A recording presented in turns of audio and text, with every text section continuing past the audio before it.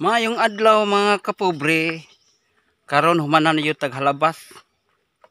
Mga duha ka adlaw jud akong kinumbati diri mga kapobre. Na nanglimpyo dito sa akong parente na si Rodipe Rodriguez. Unang araw tungas adlaw niya. Ikaduhang adlaw, usa ka adlaw nya ikatulo mga tungas adlaw god pud gihapon nya karon ang kwintada na kay duha ka adlaw jud tulo ka adlaw ay duha ka adlaw ang kwintada nya karon pauli na ta sa ato ang balay kay singot kayo mga kapobre. Kay ako adjong gipaspasan og trabaho mga pobre para mahuman jud sa tunga sa adlaw kay pa hinahinay ka lugi yung tag-iya na kung pahinay-hinay jud trabaho.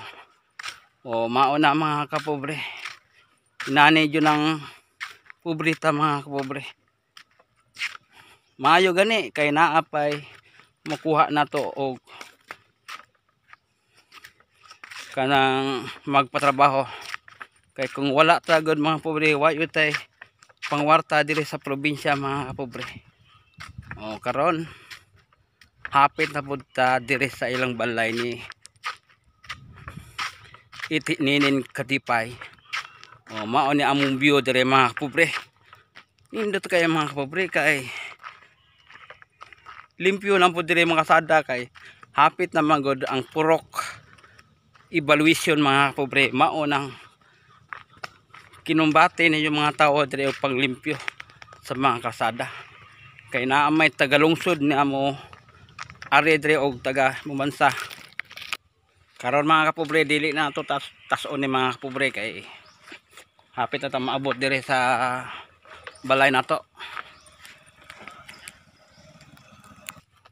Hanggang dito lang tayo mga kapobre sa lahat ng mga viewers, mga followers natin na nanood sa ating mga vlog. At maraming salamat sa inyong suporta. At hanggang dito lang tayo. Keep safe always and God bless yung lahat mga kapobre. Bye bye!